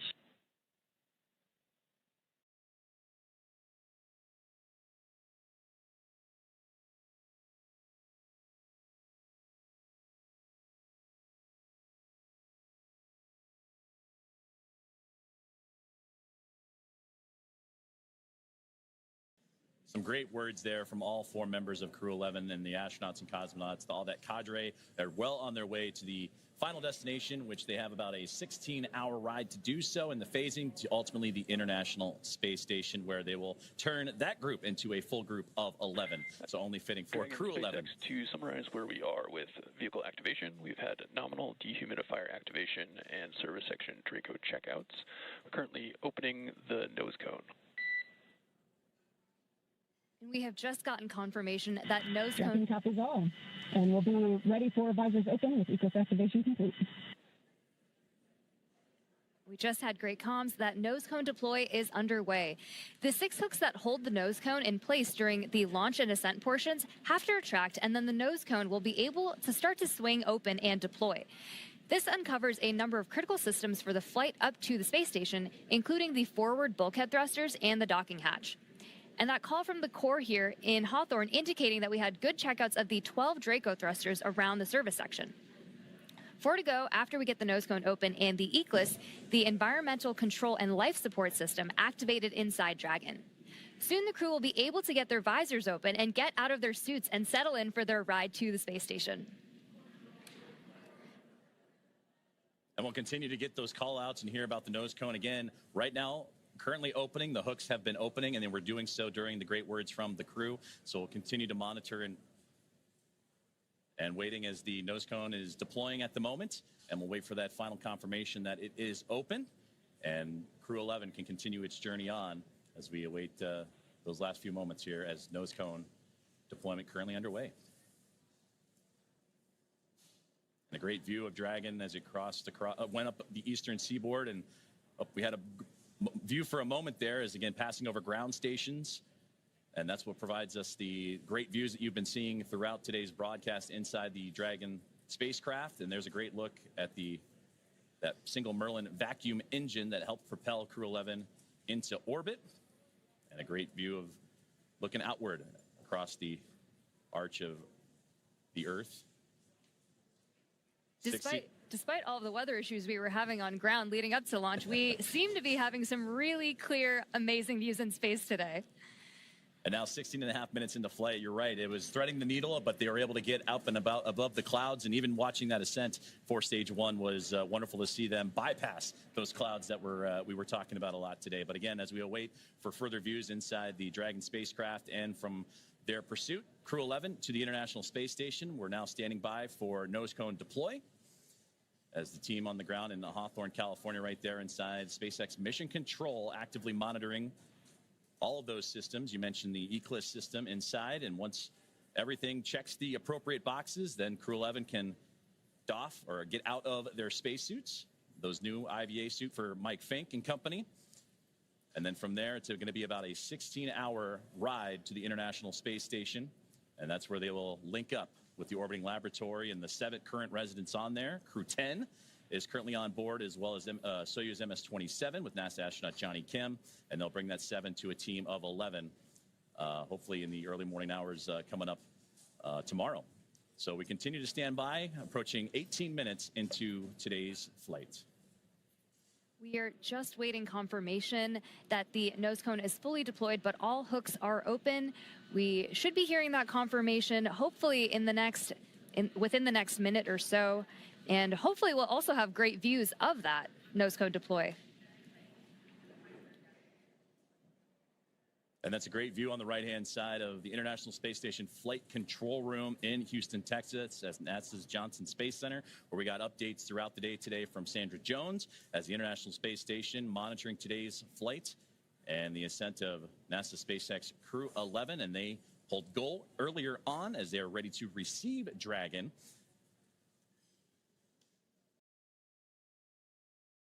And we just received confirmation that the nose cone has completely opened and deployed. So great news as, again, all those checkouts continuing to happen for Crew-11 after a successful on-time liftoff today. And they were able to get past the clouds, the weather that we've been monitoring, and a successful first stage and second stage performance to propel them into orbit. Crew-11 is comprised of NASA astronauts Zena Cardman and Mike Fink, along with JAXA astronaut Kimia Ewing and Roscosmos cosmonaut Oleg Platonov. And they are now safely in orbit following that approximately 9-minute ride after liftoff today from NASA's Kennedy Space Center in Florida. The crew now, as mentioned, has a little bit about a 16-hour journey before they reach their destination. Dragon SpaceX, we see a nominal nose cone opening at TCS and 4 bulkhead to Draco checkouts. Great call out right there. Dragon copies all. Good news. And that's what we were waiting for there, was that call up to crew. Looking forward in the timeline, you have your first burn up on your forward view. That's the phase burn in approximately 25 minutes. We will also be monitoring the stage 2 deorbit to give you the go for suit doffing, and we're expecting that at T plus 45 minutes. Dragon copies. We'll be monitoring, and T plus 45 approximately for suit doffing. We're with you in the timeline. Great conversations there with the team on the ground, and there they are, Crew-11. Happy as can be in orbit now, and they have a 16-hour journey before they reach their destination, the International Space Station, as docking currently targeted for tomorrow morning, Saturday, August 2nd at 3 a.m. Eastern Time, 12 a.m. Pacific, to the space-facing port of the station's Harmony module. Now, between now and then, Dragon will perform a series of burns as it catches up to the space station. And that first burn you heard him talking about is the phase burn, and that happens about 30 minutes or so from now. So we'll continue to monitor the Dragon spacecraft, or the teams on the ground will continue to monitor that first of a sequence of burns to help them stair-step their way up to the International Space Station. Human spaceflight has come so far in the last 5 years with Dragon. In addition to flying people, SpaceX's Dragon spacecraft also enables researchers the opportunity to fly critical science to orbit. So far, SpaceX and Dragon have carried more than 1,000 research experiments to and from low Earth orbit, both to the International Space Station and on our free flyer missions. From DNA sequencing to 3D printing, studies enabled by Dragon and the space station test a variety of technologies, systems, and materials that will be needed for future long-duration exploration missions. Every mission yields critical science, critical research, and learnings that help make life both on Earth and in space better. And flights just like today's help us continue to lay this foundation for our future among the stars and continue our mission to make life multiplanetary. We'll be signing off from SpaceX for now, so we're going to send you back over to Kennedy Space Center. But before we go, we want to thank NASA, Joseph, for entrusting us with today's mission, and thank you all for being with us today. Well, thank you very much, Soumya, Ronnie, and the teams here at SpaceX. It was another phenomenal opportunity to catch NASA SpaceX Crew-11 in orbit today. And with that, we're going to say goodbye from here in Hawthorne until we pick back up with our docking coverage beginning at 2 a.m. Saturday, August 2nd, tomorrow, for that targeting docking to the space-facing port of the station's Harmony module at 3 a.m. Eastern. So for now, thank you for joining us, and we're going to toss it back over to Nick and Daryl at Kennedy Space Center to wrap up today's launch coverage. Great job. If you're just joining us, welcome back to the Kennedy Space Center in Florida. I'm Daryl Nail here with NASA astronaut Nick Hague. Just moments ago, we saw Crew-11 safely on orbit with the nose cone open, checkouts complete, and a few words from the crew as they settled into their new environment aboard Dragon. And Nick, watching him in that moment, floating free, you must feel good about your friends and colleagues successfully getting to orbit today. Absolutely. You know, at the moment of liftoff, the you know, tingle on the back of your neck, the chills, and watching them go into orbit, and then to hear them call down after they're there safely, the joy in their voice, and then the gratitude for the teams that got them there, just you can't help but feel awesome right now. Everybody that's associated with this launch. And now it comes, you know, a completion for Zena Cardman, the commander, who was part of Crew-9. Was pulled off that mission. You continued on. This is now her chance. Now she's in space. She had to wait a little bit longer, but now finally gets to fly. Yeah, it's a full circle moment, and it's a thrill to be here and just be part of it. We appreciate you from the very start saying that you wanted to document this moment with her here at the Kennedy Space Center, watching them go up at that moment. Mike Fink has been around for a while. He's a veteran astronaut, but there's been quite a gap. He finally now, after 14 years, back up in space. Yeah, you know, talk about patience being a key quality of an astronaut. It's not just sitting strapped into a rocket for 2.5 hours prior to launch and not being able to move. It's, you know, doing your job and waiting for your opportunity, and that might be a decade or more, and to take that time and to do so much with it while you're still waiting to launch into space, it just shows the character that he has. Incredible Character and incredible character is Mike. Well, quick story here. We want to tell you, you know, when Zena Cardman was here and she did the co-host role for Crew-9 when you launched. After the launch broadcast was over, she pulled out a deck of cards and just offhandedly was like, oh, hey, I want to show you something. And she showed me this deck of cards. It was the Crew-9 deck of cards. And she had hand-drawn the portraitures of like each of the Crew-9 members, which included you, and she was on it, though she didn't get to fly. It was the card deck that you used when you played to get rid of your bad luck. Yeah, in the suit-up room, Right. And so I'm like, you hand-drew these? I was like super impressed. So, of course, fast forward to recently, you walk in the pre-production meeting and you're like, hey, Zena wants to have this deck of cards. It's the Crew-11 deck of cards, and we want to show them to you now. And she redrew her crew. And we want to show those to you. Hold that up. She's an amazing artist. All the crew members each got a face card. So she's on there, Oleg's on there, Mike and Kim and Kimya. And here they are. She hand drew this. We have a close-up of this shot. We want to show you so you can get a real full appreciation. Hand-drawn portraitures by Zena Cardman, the commander. You talk about many talents. Just another talent in what appears to be just this extremely well-rounded astronaut and commander. Oh, absolutely. Not all astronauts are created equal. I cannot do that. She is talented. That's incredible. And of course, they played with this deck of cards when they got rid of Xena's bad luck today. Yeah, and it worked. And it worked. Look at that weather. We were looking at the cloud just off to the south. You know, the power of positive thinking. Your positive thinking is like, you know, perfect. All right, we're going to send it back out for one more interview with Tony. And in the meantime, you and I are going to play some high-low card for your next space assignment. See if I can win it from you. Tony, take it away. Thanks, Daryl. Looking forward to who wins that game. You know, joining me is now Stephen Chan with the Commercial Crew program. Stephen, I mean, what an amazing launch and landing of Falcon's first stage. How you feeling? That was amazing, Tony. You know, to watch the Crew-11 Dragon flying up on the Falcon 9, just it's incredible, you know, to see that.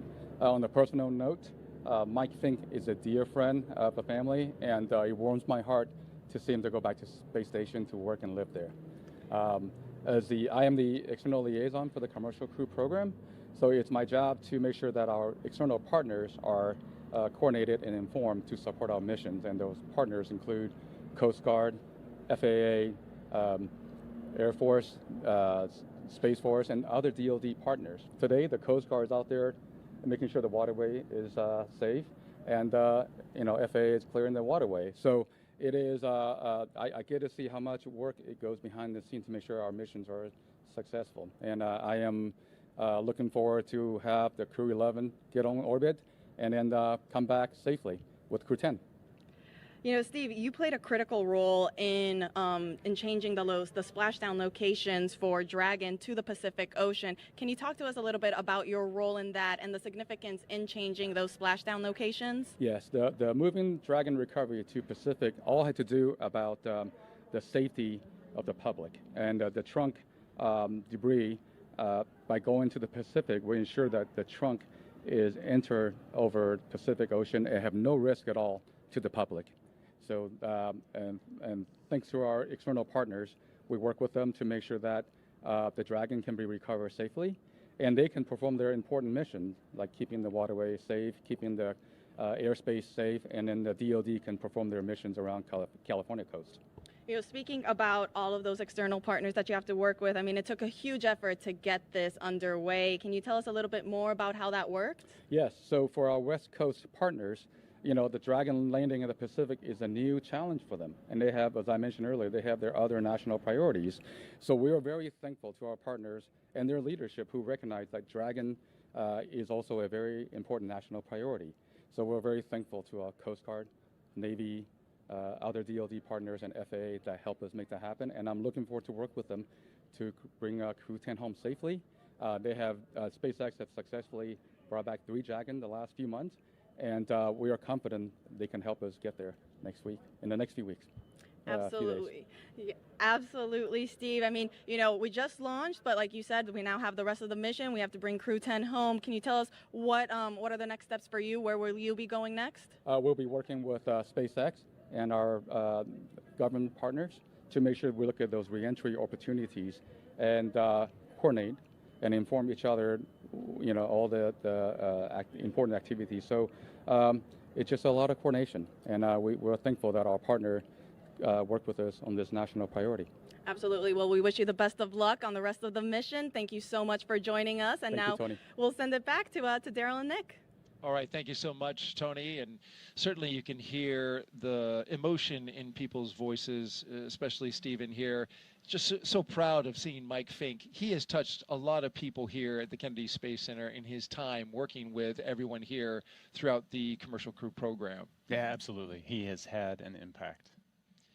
And you had an impact on me. I lost to you for your next space assignment. So we need to clear the record here, because you tried to stack the deck and karma won out there because you dealt me the ace by accident. So I'm sorry. That's just the way it goes.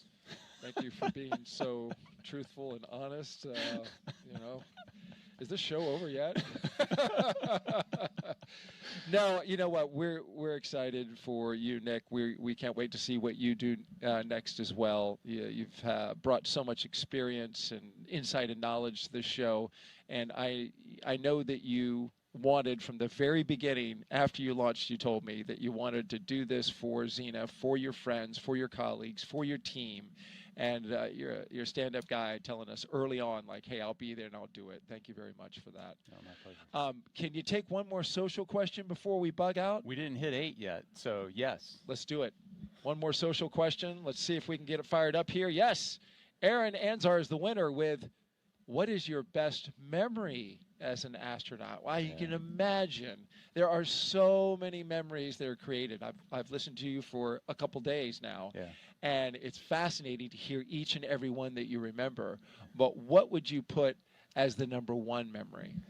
You know, the image, if I try to sum up my 12 years of doing this job, the image that kind of brings it all together in my mind is just another Friday night floating around the table in the Russian service module, having dinner with our playlist. It's an eclectic playlist of music that mixes in everybody's favorites. So you've got Russian traditional folk music and hard rock and American country western, and it's just the culture that the crew has built, and me trying to talk with my cosmonaut colleagues in broken Russian, and them talking to me in broken English, and we develop our own language, and we're sharing what's going on with our families, and birthdays and anniversaries. It's just life, and we've built that in space. And there's just so many unique aspects, just how you're eating and people are floating around, that it's so normal. It becomes so normal to do that, and that's my hope, is that we can get more people to experience that normal living in space, but also that normal of bringing together people from around the globe and just getting to know each other. Yeah, understanding each other, appreciating where we come from as different countries. What strikes me about that is a memory that you chose is you went on EVAs. You went outside the spacecraft, outside and saw the entire planet underneath your feet, but you pick a very human moment as the memory, a bonding moment among your crew that stands out as the number one. I'm sure there's a ton of great memories, but it was the human one at the end of the day. I mean, you can spend all day in the cupola staring at the Earth, and it's an amazing view. But when a crewmate floats up and watches it with you, it's just that much more spectacular. That's awesome. That's awesome. Nick Hague, NASA astronaut, and a brigadier general with the Space Force. Thank you so much for being here. You did a fantastic job. And with that, our coverage comes to a close. But the journey for Crew-11, well, it is just beginning. After a stunning launch from Kennedy Space Center and a successful ride to orbit, the crew is now on their way to the International Space Station.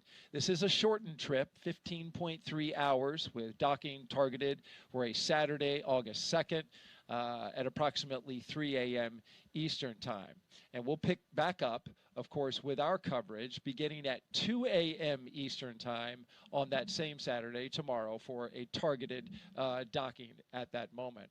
And so with that, we want to just say thank you to everyone who was participating in this show today. If you want to follow along with the mission, Crew-11's journey to the space station, just by check in with our real-time mission audio. It will have the flight controllers communicating with the team. You can check that out. The QR code that's at the bottom of your screen now, you just pull out your phone and scan that.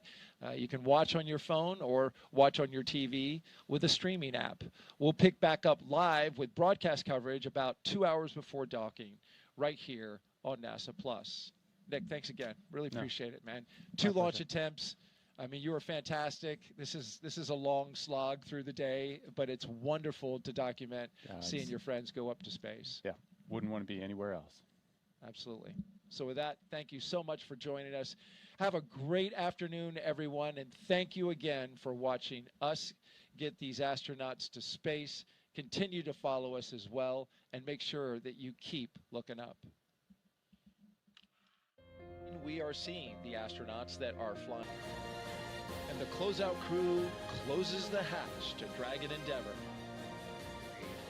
3, 2, 1, ignition, full power and liftoff. Go Falcon, go NASA, go Crew-11.